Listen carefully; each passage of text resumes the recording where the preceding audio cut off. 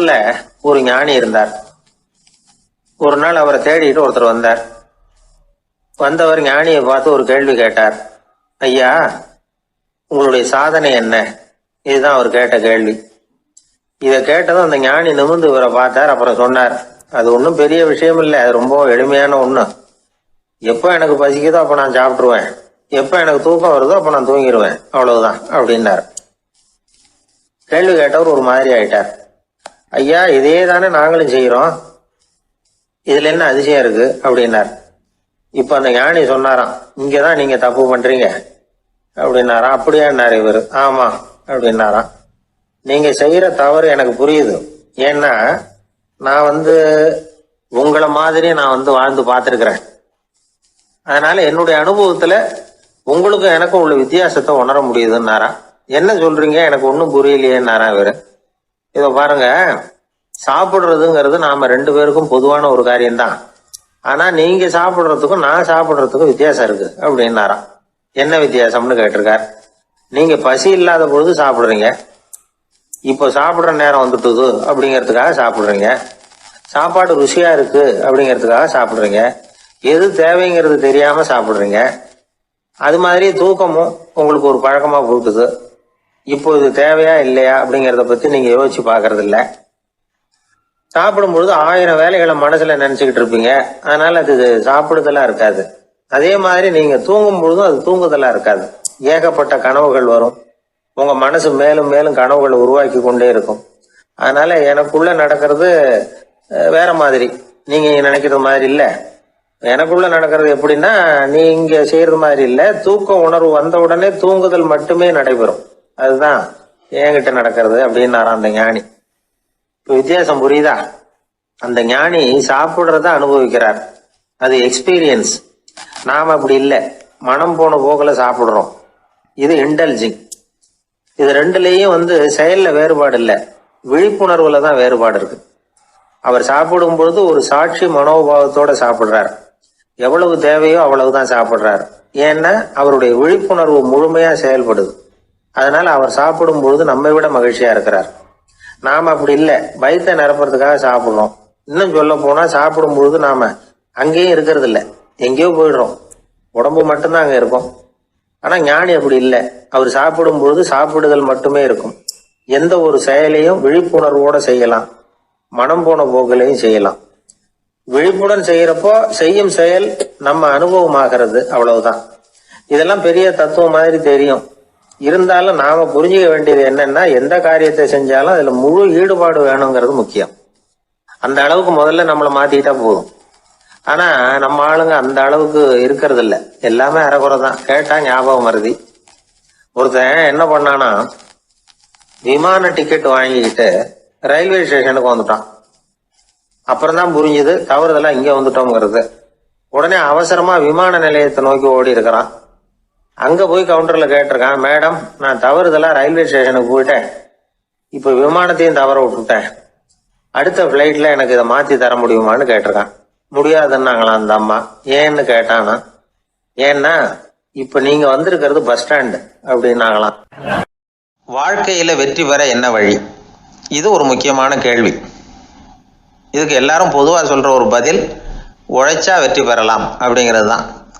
வாழ்க்கையில வெற்றி பெற உழைப்பு மட்டும் இருந்தா போதாது, நேர்மையும் வேணும் அப்படிங்கிறார் பால் ஹாஃப்மேன். இவர் யார் தெரியுமா? இவர் ஒரு பெரிய பொருளாதார நிபுணர். 2வது உலகப் போர் முடிஞ்ச சமயம் அப்போ இவர் அமெரிக்காவின் நிதி ஆலோசகரா இருந்தார். தன்னுடைய வாழ்க்கையில நடந்த பழைய நிகழ்ச்சி ஒன்று அவர் சொன்னார். இளம் வயசுல படிச்சு முடிச்சதும் அவர் வேலை தேடிக்கிட்டு இருந்தாராம். அப்போ ஒரு கால்நடை வைத்தியர்கிட்ட போய் வேலை கேட்டிருக்காரு. இவர் அங்க போன சமயத்துல அந்த டாக்டர் தன்னுடைய பழைய கார் ஒன்றை விற்பனை செய்யறதுக்காக வேற ஒருத்தர்கிட்ட பேரம் பேசிக்கிட்டு இருந்தார். வாங்க வந்தவர் இவர்கிட்ட அந்த காரை பற்றின விவரம்லாம் கேட்டுக்கிட்டு இருந்தார். கார் நல்ல நிலைமையில் இருக்குமா அப்படிங்கிற கவலை அவருக்கு. எல்லா விவரங்களையும் கேட்டுக்கிட்டு அவர் கடைசியா சொன்னார், டாக்டர், இந்த காரை நீங்களே என்னுடைய ஊருக்கு ஓட்டிட்டு வர வேண்டியது. கார் எந்த ரிப்பேரும் ஆகாம என்னுடைய ஊருக்கு சேர்ந்துட்டுதுன்னா அங்கேயே நான் பணம் கொடுத்து இந்த காரை வாங்கிக்கிறேன் அப்படின்னார். நம்ம கார் அவ்வளவு தூரத்துக்கு வழியில எந்த கோளாறும் இல்லாம போய் சேருமா அப்படிங்கிற சந்தேகம் டாக்டருக்கு. அவர் என்ன செஞ்சார் தெரியுமா? தன்கிட்ட வேலை கேட்டு வந்திருந்த இளைஞர் பால் ஹாஃப்மேனை கூப்பிட்டார். அவர்கிட்ட சொன்னார், இதை பாருப்பா, இந்த காரை நீ அவருடைய ஊர் வரைக்கும் நல்லபடியாக ஓட்டிகிட்டு போய் சேர்த்துட்டீன்னா உனக்கு நான் வேலை கொடுத்து விட்றேன். அது மட்டும் இல்லை, காரு விற்கிற தொகையில் கமிஷனும் கொடுக்குறேன், என்ன சம்மதமா அப்படின்னு கேட்டார். ஹாஃப்மேன் யோசனை பண்ணார். அதுக்கப்புறம் சரின்னு சொல்லி சம்மதிச்சார். கொஞ்ச நேரத்தில் அவரும் கார் வாங்க வந்தவரும் புறப்பட்டாங்க. இவர் ரொம்ப சிரமப்பட்டு வழியில் எங்கேயும் நிறுத்தாமல் காரை ரொம்ப சாமர்த்தியமாக ஓட்டிகிட்டு போய் சேர்த்துட்டார். இவரை அழைச்சிக்கிட்டு வீட்டுக்குள்ளே போனார். அப்புறம் கேட்டார், இதை பார்ப்பா, இப்போ சொல்லு, இந்த காரோட நிலைமை இப்போ எப்படி இருக்கு? உண்மையிலேயே இது நல்ல நிலைமையில் இருக்குதா? உன்னுடைய மனசாட்சிப்படி பதில் சொல் அப்படின்னார். இவரும் உடனே காரு நல்ல நிலைமையில தான் இருக்கு அப்படின்னு சொல்றதுக்கு வாயை திறந்தார். அதுக்குள்ள பார்வை எதிரில் உள்ள சுவர் மேலே பட்டுது. அங்கே இயேசுநாதர் படம் ஒன்று மாட்டியிருந்தாங்க. அதுக்கு அடியில் எழுதியிருந்த வாசகம் என்னன்னா, நீ பேசும் ஒவ்வொரு வார்த்தையையும் இயேசு கவனித்து கொண்டிருக்கிறார் அப்படின்னு இருந்தது. அந்த வரிகளை பார்த்தார். உடனே காரு சரியில்லை அப்படிங்கிற உண்மையை சொல்லிவிட்டார்.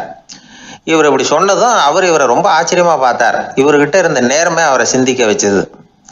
உன்னுடைய நேர்மையை பாராட்டுறேன், உனக்கு கமிஷன் கிடைக்கணுங்கிறதுக்காகவே நான் இந்த காரை வாங்கிக்கிறேன்னார். இப்போ அவர் திகைச்சு போய் நின்னார். மறுபடியும் அவர் சொன்னார், நீ காரை ஓட்டிட்டு வரும்பொழுதே உன்னுடைய திறமையை பார்த்தேன், உனக்கு விருப்பம் இருந்தால் நீ என்கிட்டயே வேலைக்கு சேர்ந்துடலாம் அப்படின்னார். பால் ஹாஃப்மேன் அவர்கிட்ட வேலைக்கு சேர்ந்தார். படிப்படியாக முன்னேறினார். கடைசியில் பார்த்தீங்கன்னா அமெரிக்காவினுடைய நிதி ஆலோசகராக ஆனார். அதுக்கப்புறம் அவர் அந்த பழைய சம்பவத்தை எப்பவும் மறக்கறதில்ல, அடிக்கடி சொல்கிறது உண்டு. அதனால் இதிலேருந்து நாம் தெரிஞ்சுக்க வேண்டியது என்னென்னா, வாழ்க்கையில் முன்னுக்கு வரணும்னா உழைப்பு மட்டும் போதாது, நேர்மையும் வேணும். ஆனால் இந்த காலத்தில் சிலருடைய நேர்மை நமக்கு ஆச்சரியமாக கூட இருக்கும். ஒருத்தர் புஸ்தக கடை வச்சுருந்தார். ரொம்ப நேரமாக தேடி ஒரு புத்தகத்தை கையில் எடுத்தார். அதுக்கு பில் போட சொன்னார். அந்த புத்தக கடைக்கு வந்த இன்னொருத்தர் பில் போடுறவர், சார் இந்த புத்தகம் மகா அறுவை, மகா மட்டம், இது வேணாம் உங்களுக்கு, வேற ஏதாவது ஒன்று பாருங்கன்னார். புத்தக கடை வச்சிருக்கிறவரே இப்படி சொன்னார். வாங்க வந்தவர் இவர் ஆச்சரியமாக பார்த்தார். உங்கள் நேர்மையை பாராட்டுறேன், அது சரி, இந்த புத்தகத்தை ஏற்கனவே நீங்கள் படித்து பார்த்துட்டீங்களான்னு கேட்டார். அதை படித்து வேற பார்க்கணுமான்னார். அப்புறம் எப்படி இது மகாமட்டம்னு சொல்கிறீங்க அப்படின்னார். அதை எழுதினவனே நான் தான் சார் அப்படின்னார் அவர். இது ஒரு விதமான நேர்மை, நேர்மையை ஒத்துக்கிறது. எப்படி இருந்தாலும் வாழ்க்கையில் உழைப்பும் நேர்மையும் உயர்வதற்கு வழிகள். உழைப்பை விட நேர்மை முக்கியம் அப்படிங்கிறத புரிந்து கொண்டால் வாழ்க்கையில் வெற்றி நிச்சயம். சீடன் வெளியூர் புறப்படுறதுக்கு தயாராக இருந்தான். ரொம்ப தூரம் போக போகிறான். திரும்பி வர நாளாகும். புறப்படுறதுக்கான ஆயத்த வேலைகளில் ஈடுபட்டிருந்தான். அந்த சமயம் பார்த்து இன்னொரு சீடன் அவங்கிட்ட வந்தான். நம்ம குரு உன்னை அழைச்சிட்டு வர சொன்னார், வா அப்படின்னு கூப்பிட்டான். இவன் உடனே புறப்பட்டு போனான். குருநாதரை பார்த்தான். அவர் காலில் விழுந்து வணங்கினான். வணங்கிவிட்டு எழுந்திரிச்சான். அவ்வளவுதான். குரு ஏதாவது உபதேசம் பண்ணுவாருன்னு எதிர்பார்த்தான். ஆனால் நடந்தது என்ன தெரியுமா? குரு அவனுக்கு ஓங்கி ஒரு அடி கொடுத்தார். எதிர்பாராம இந்த அடியை வாங்கினதும் அந்த சீடன் அதிர்ந்து போயிட்டான். பக்கத்தில் இருந்த மற்ற சீடர்களும் திகைச்சு போய் நின்றுட்டாங்க. அடி வாங்கின சீடனுக்கு மனசுக்குள்ள குழப்பம். நாம என்ன தப்பு பண்ணணும்? புறப்படுற நேரத்துல இப்படி குரு கிட்ட அடி வாங்குற மாதிரி ஆயிட்டுதே அப்படின்னு நினைச்சு மனசுக்குள்ள ரொம்ப வேதனைப்பட்டான்.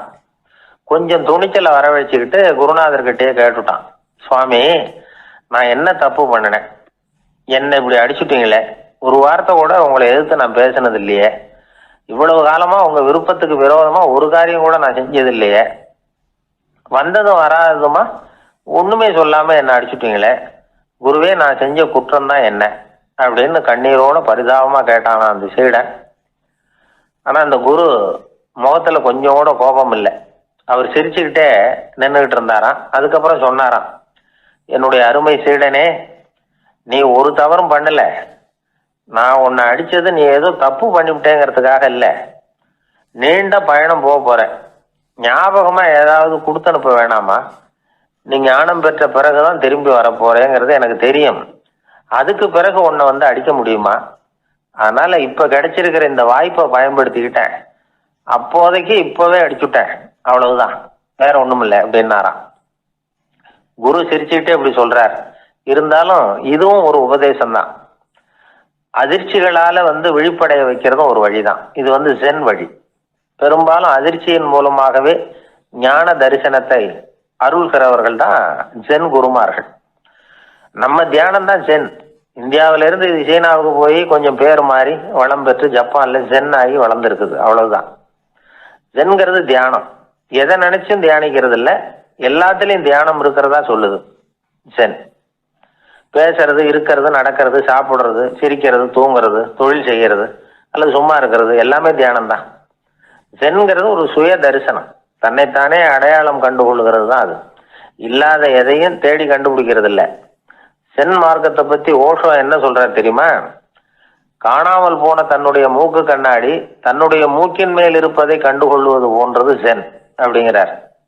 நம்மால் இன்னொருத்தர் முகத்தை ரொம்ப நேரமா உத்து பார்த்துக்கிட்டு இருந்தார். என்ன பாக்குறீங்கன்னாரு அவரு. நீங்க போட்டிருக்கீங்களே மூக்கு கண்ணாடி, அதை தான் பாக்குறேன்னாரு இவரு. நீங்க அப்படி பாக்குறதுக்கு விசேஷ காரணம் ஏதாவது உண்டான்னு கேட்டார் இவர். உண்டுன்னார். என்னன்னு கேட்டார். நேத்திக்கு காணாம போன என்னோட மூக்கு கண்ணாடி அது அப்படின்னாராம் இவர். ஒரு பூங்கா, அங்க ஒருத்தர் நின்றுட்டு இருக்கிறார். நின்றுகிட்டே ஏதோ ஆழ்ந்த யோசனையில இருக்கிறார். அந்த பக்கமா இன்னொருத்தர் வந்தார். இவரை கவனிச்சார்.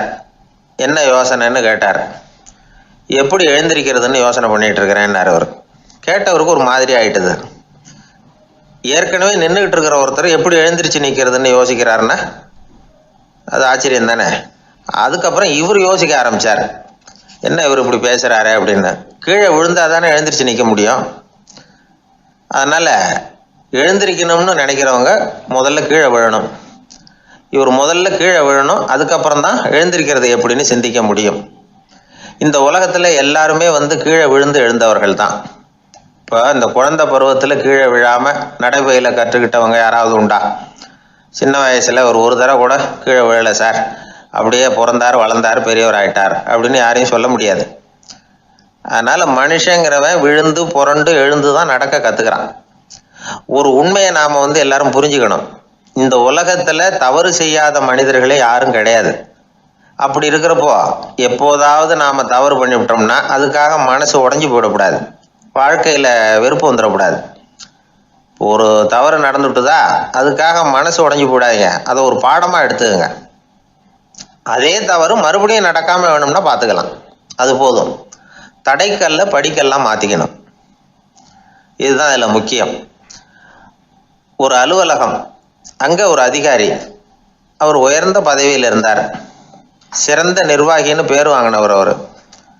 அவர் தனக்கு கீழே வேலை செய்யறவங்க கிட்ட எல்லாம் சொல்லுவாராம், இந்த நிறுவனத்துல நீங்க எத்தனை தடவை வேணும்னாலும் தவறுகள் செய்யலாம், ஆனா ஒரே விஷயம் என்னன்னா ஒரே தவறை மறுபடியும் செய்யக்கூடாது, அது முக்கியம் அப்படின்பாராம்.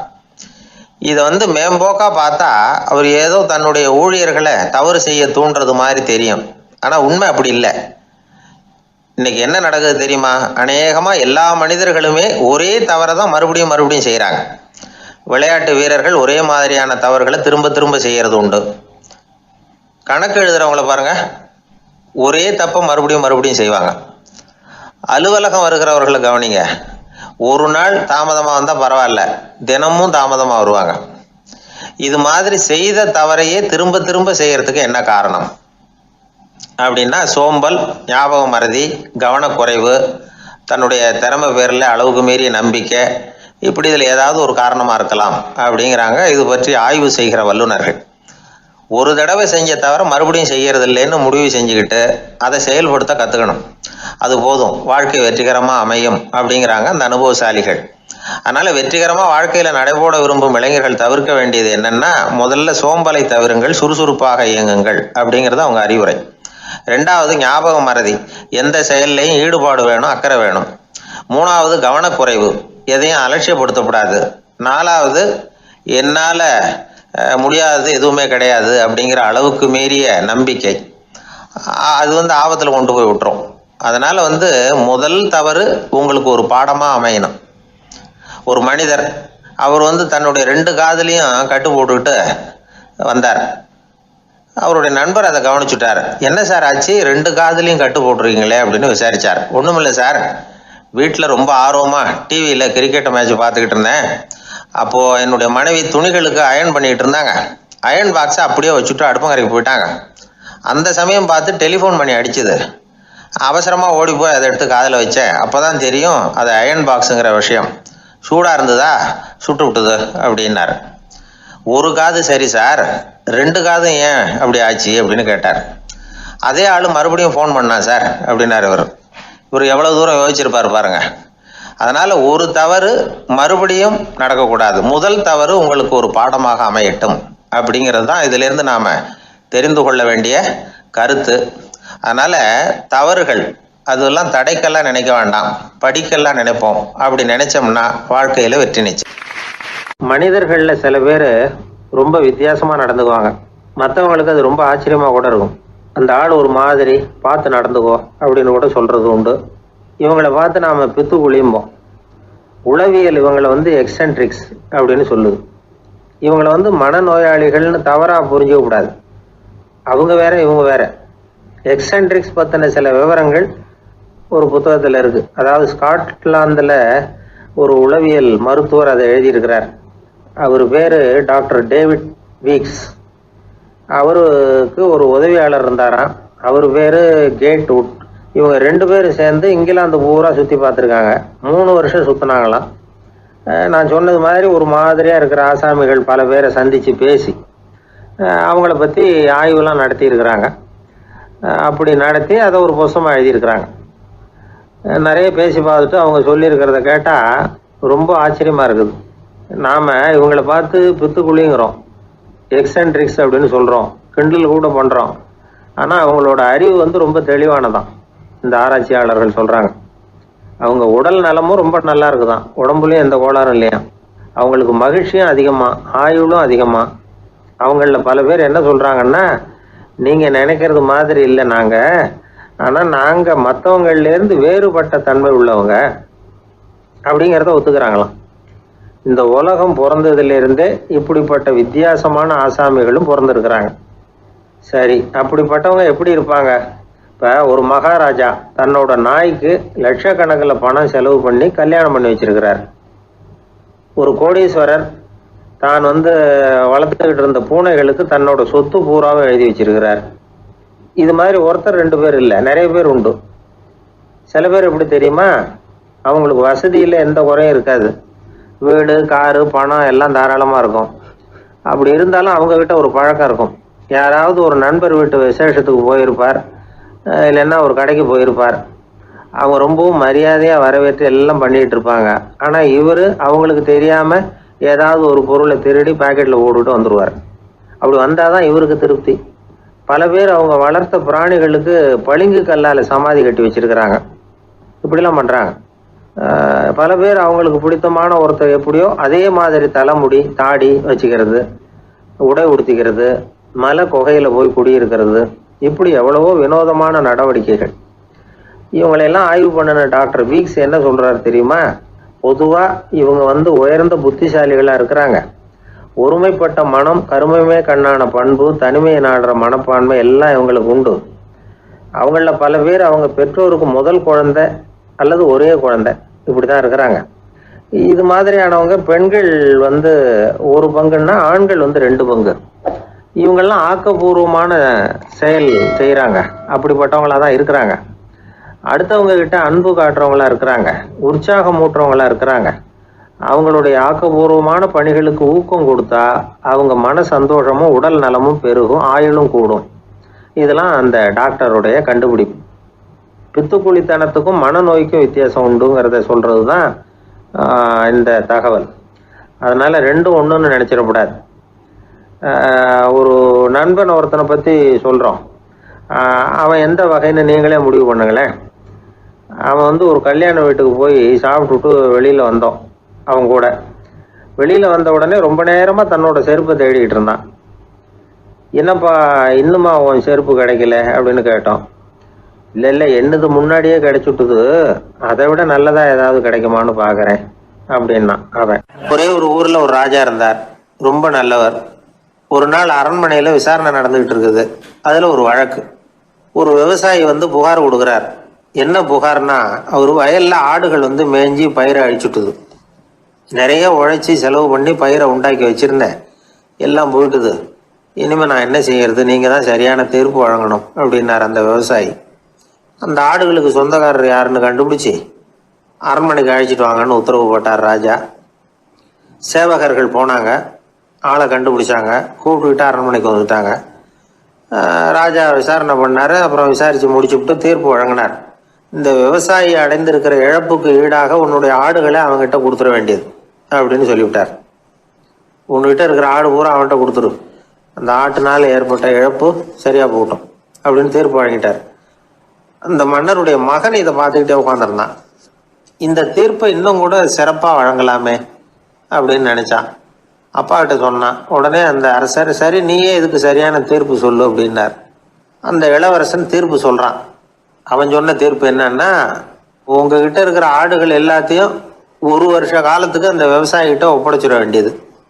அந்த 1 வருஷத்துக்குள்ள அந்த ஆடுகள் போடுற குட்டிகள், பால், எரு எல்லாம் விவசாயி எடுத்துக்க வேண்டியது. 1 வருஷத்துக்கு அப்புறம் உங்களுடைய ஆடுகளை நீங்களே திருப்பி வாங்கிக்க வேண்டியது. இதுதான் இளவரசன் சொன்ன தீர்ப்பு. இது சரியான தீர்ப்பு தான். இனிமே என்னுடைய அரச பொறுப்புகளை இளவரசர் வசம் ஒப்படைக்கிறேன் அப்படின்னு சொல்லி ஒப்படைச்சுட்டாராம்.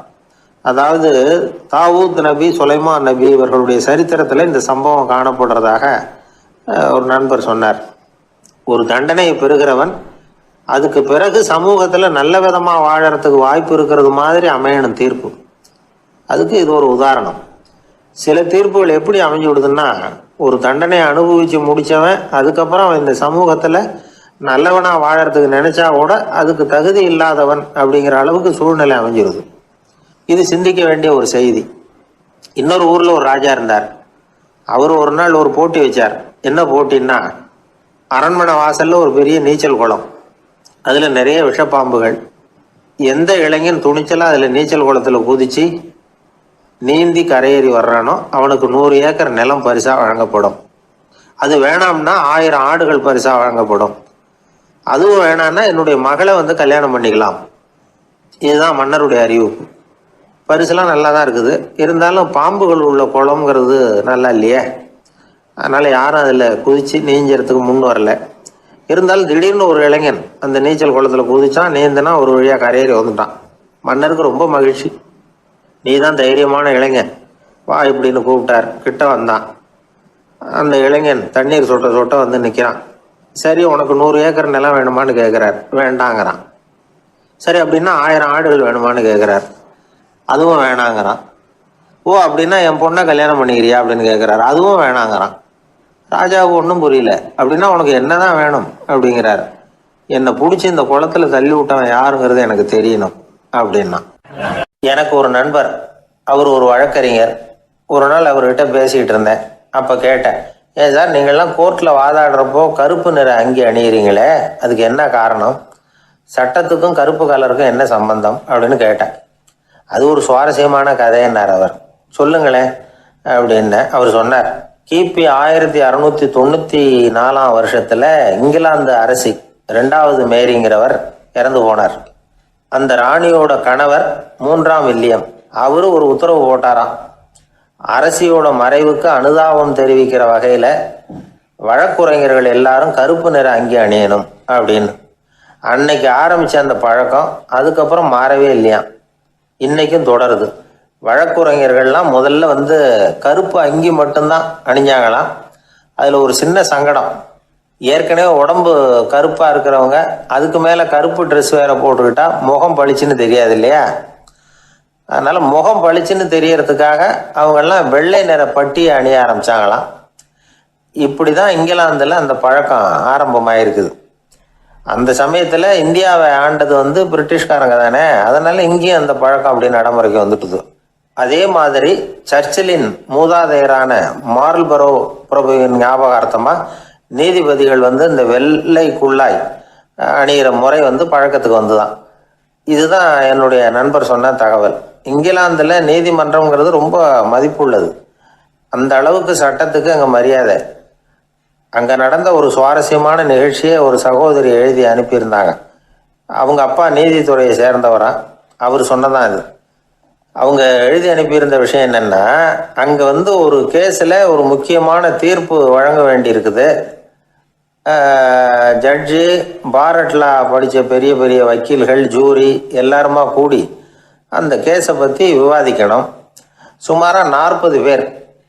இதுக்காக கோர்ட்டு ஹாலில் விசேஷ சேம்பரில் நுழையிறதுக்கு முன்னாடி அவங்கெல்லாம் தங்களுடைய கோட்டு, தொப்பி எல்லாத்தையும் கழட்டி அங்கே நின்றுக்கிட்டு இருந்த ஒரு அட்டெண்டர்கிட்ட கொடுத்துட்டு உள்ளே போனாங்க. அந்த ஆள் படிக்காதவர். அவர் ஒவ்வொருத்தர் கொடுக்குறதையும் வாங்கி அங்கே அப்படியே ஒரு இடத்துல அடுக்கி வைக்கிறார். அப்படியே வாங்கி உள்ளே வச்சுக்கிட்டு இருக்கிறார் ஒவ்வொரு இடத்துல. அது அவரோட வேலை. உள்ளே போன ஜட்ஜி, வக்கீல், ஜூரி எல்லாரும் ரொம்ப நேரமாக அந்த கேஸை பற்றி விவாதிக்கிறாங்க. ஒரு நாள் பூரா ஆயிட்டுது. அவ்வளவு தீவிரமாக அக்கு வேறு ஆணி வேறைய பிச்சு உதறி இருக்கிறாங்க. ஒரு வழியாக 13 மணி நேரம் கழித்து வெளியில் வந்திருக்கிறாங்க. ஒவ்வொருத்தராக வர வர அந்த அட்டெண்டரும் அவங்கவுங்க கோட்டு, தொப்பியை அவங்கக்கிட்ட எடுத்து ரொம்ப மரியாதையாக திருப்பி கொடுத்துக்கிட்டு இருக்கிறார். கடைசியாக ஜட்ஜ்மெண்ட்லாம் எழுதி முடிச்சுட்டு ரொம்ப திருப்தியோடவும் களைப்போடவும் வெளியில் வந்துகிட்டு இருக்கிறாராம். இந்த ஆள் அவருடைய மேல் கோட்டையும் தொப்பியையும் எடுத்து அவர்கிட்ட ரொம்ப மரியாதையோடு நீட்டினாராம். ஜட்ஜுக்கு ரொம்ப ஆச்சரியம். இந்த ஆள் எப்படி இவ்வளவு பேரோட கோட்டு, தொப்பி எல்லாத்தையும் ஞாபகம் பேசகாமல் திருப்பி கொடுக்குறார் அப்படிங்கிறது அவருக்கு ஆச்சரியம். அதனால் அவர் அந்த ஆளை பார்த்து கேட்டாராம், ஏப்பா இந்த கோட்டை கொடுக்குறியே, இது என்னோடது தானா? என்னோடது தான்னு உனக்கு எப்படி தெரியும் அப்படின்னாராம். இதுக்கு அந்த பியூனு ரொம்ப பதவிசா பதில் சொன்னாராம், ஐயா இந்த கோட்டு ஹேட்டை உங்ககிட்ட வாங்கி மாட்டினேன். இப்போ திரும்ப உங்ககிட்ட தரணும், தந்துட்டேன். இதுதான் என்னோட வேலை. மற்றபடி இது உங்களோட தான் இல்லையா அப்படிங்கிறதெல்லாம் எனக்கு தெரியாதுங்க அப்படின்னாராம். அன்பா இருக்கணும்னு அநேக பெரியவங்க சொல்லியிருக்கிறாங்க. நாமளும் அதை கேட்டுவிட்டு அன்பு காட்டுறதுக்கு தயாராக தான் இருக்கிறோம். அதை வாங்கிறதுக்கு தான் ஆளை காணும். இருந்தாலும் அன்புல எத்தனையோ வகை உண்டு. அதை சரியாக புரிஞ்சுக்கிட்டு அதுக்கப்புறம் அன்பு காட்ட ஆரம்பிக்கணும். வகையை புரிஞ்சிக்காமல் அன்பு காட்டினா வம்புல மாட்டிக்க வேண்டியது தான். அன்புன்னா சாதாரணமாக நினச்சி விடாதீங்க. அதில் எவ்வளவு விதம் தெரியுமா? இரக்கம், கருணை, காருண்யம், பந்துத்துவம், பட்சம், பாசம், நேசம், விசுவாசம், அபிமானம், காதல், பக்தி, இப்படி பல விதமாக அதை பற்றி சொல்லி வச்சிருக்கிறாங்க பெரியவங்க. இந்த வார்த்தைகள்லாம் நாம் கேள்விப்பட்டது தான். இருந்தாலும் அதுகளுக்குள்ள என்ன வித்தியாசம்னு கேட்டால் சரியாக சொல்ல தெரியாது. அதனால் இந்த வார்த்தைகளுக்கெல்லாம் பெரியவங்க என்ன விளக்கம் சொல்கிறாங்கன்னு இப்போ பார்க்கலாம். எளியவர்கள் மேலே செலுத்துகிற அன்பு இருக்கு பாருங்க, அதுக்கு இரக்கம்னு பேர். அறிவு பலம், சரீர பலம், இது ரெண்டும் இல்லாதவங்க மேலே, அதாவது வலிமையற்றவர்கள் மேலே செலுத்துகிற அன்பு இருக்கு பாருங்க, அதுதான் கருணை. எறும்புலேருந்து யானை வரைக்கும் சகல ஜீவராசிகள் மேலேயும் காட்டுற அன்புக்கு காருண்யம்னு பேர், ஜீவகாருண்யம். சிவி சக்கரவர்த்தி காட்டின அன்பு இந்த ரகம். உறவினர்கள், சொந்தக்காரங்க, அவங்க வசதியாக இருந்தாலும் வறுமையில் இருந்தாலும் வித்தியாசம் இல்லாமல் காட்டுற அன்பு இருக்கு பாருங்க, அதுக்கு பேர் பந்துத்துவம். ஒரு எஜமானன் வேலையாள்கிட்ட காட்டுற அன்பு இருக்கு பாருங்க, அதுக்கு பேர் தான் பட்சம். அவனும் தன்னை மாதிரி மனுஷன்தாங்கிற நினப்பு வேணும். ஒரு தாய் தன்னுடைய குழந்தை மேலே, ஒரு குழந்தை தன்னுடைய தாய் மேலே செலுத்துகிற அன்புக்கு பாசம்னு பேர். ஈருடல் ஓர் உயிர்னு நினைக்கிறது இது. ராமரும் கௌசலையும் இதுக்கு உதாரணம். தம்மை ஒத்த நண்பர்கள் கிட்ட செலுத்துகிற அன்புக்கு நேசம்னு பேர். வயசு, செல்வம், அந்தஸ்து இந்த வித்தியாசமெல்லாம் பார்க்காம அவங்க சுக துக்கத்தில் சமபங்கு எடுத்துக்கிறது இது. கிருஷ்ணன் குசேலர்கிட்ட காட்டினது இந்த ரகம். வேலை செய்கிறவன் முதலாளிகிட்ட காட்டுற அன்புக்கு விசுவாசம்னு பேர். தேசத்து மேலேயும் தாய்மொழி பேர்லையும் செலுத்துகிற அன்புக்கு அபிமானம்னு பேர். தேசாபிமானம்னு சொல்கிறோமே, இதுதான். ஒரு கணவன் மனைவி பேரில் காட்டுற அன்புக்கு காதல்னு பேர். கடவுள் பேரில் செலுத்துகிற அன்புக்கு பக்தின்னு பேர். இப்படி அன்புல பல ரகம் இருக்கிறப்போ அதில் உள்ள வித்தியாசம் தெரியாமல் இடம் மாற்றி அன்பு காட்டினா இடைஞ்சல் தான். சரி, இந்த அன்பை பற்றி விஞ்ஞானம் என்ன சொல்லுது தெரியுமா? இதயத்தை பாதுகாக்கிறதுக்கு முக்கியமாக தேவைப்படுற ஒன்று இந்த அன்பு தான்னு சொல்லுது. நெதர்லாந்து விஞ்ஞானிகள் இதை ஆராய்ச்சி பண்ணியே கண்டுபிடிச்சிருக்கிறாங்க. கொஞ்சம் முயல் குட்டிகளை 2 பிரிவாக பிரித்தாங்க. 2 குரூப்புக்கும் கொழுப்பு அதிகமாக உள்ள ஆகாரத்தையே கொடுத்துக்கிட்டு வந்தாங்க. ஆனால் ஒரு குரூப்புக்கு வெறுமன ஆகாரத்தை கொடுத்ததோட சரி, இன்னொரு குரூப்பு முயல்களுக்கு ஆகாரம் கொடுத்ததோடு நிறுத்திக்கல. அதுக்கு முன்னாடி கூண்டுகளை திறந்து விட்டு முயல்களை கொஞ்ச நேரம் எடுத்து கொஞ்சி விட்டு அதுக்கப்புறமா ஆகாரம் கொடுத்தாராம் ஆராய்ச்சியாளர். இந்த குரூப்புக்கு இதய பாதிப்பு 60% குறைச்சலாக இருந்துதான். சில நோயாளிகளுக்கு ஹார்ட் அட்டாக் வந்தாலும் அதை தாங்கிக்கிட்டு குணமாகிற சக்தி அதிகமாக இருக்குது. இது எப்படின்னு ஆராய்ச்சி பண்ணி பார்த்துருக்குறாங்க. அவங்கெல்லாம் மனைவி தன் பேரில் ரொம்ப அன்பாக இருக்கிறதாக நினைக்கிறவங்களாம் இருக்கிறாங்களாம். இதய நோயாளிகள் பல பேரை சந்தித்து இதய நோய் ஏற்பட என்ன காரணம்னு கேட்டிருக்கிறாங்க. அவங்க சொன்ன காரணம்லாம் சாப்பாடு சம்பந்தமா இல்லையா, மனைவி அன்பா இல்லை, இப்படிப்பட்ட காரணத்தை தான் சொல்கிறாங்களாம். அதனால் இதயத்தை பாதுகாக்கணும்னு நினைக்கிறவங்க அடுத்தவங்க அன்பாக இருக்கிறது மாதிரி பார்த்துக்குங்க, அதுதான் முக்கியம். ஒருத்தர் முகம் பூரா பிளாஸ்டரி போட்டுக்கிட்டு வந்தார். ரொம்ப கோபமா, என்னங்க ஆச்சுன்னு விசாரித்தேன். எல்லாம் உங்களால் தான் சார்னார். விவரமாக சொல்லுங்களேன். என்ன உங்கள் தகவலை கேட்டுட்டு ஒரு பூனைக்குட்டியை கையில் எடுத்தேன், அன்பாக அதை தடவி கொடுக்கறதுக்காக. ஆனால் அது முந்திக்கிட்டது, அது என் முகத்தை தடவி கொடுத்துட்டுது. முகம் பூரா நகை கீறல், அதுதான் இப்படி அப்படின்னார்.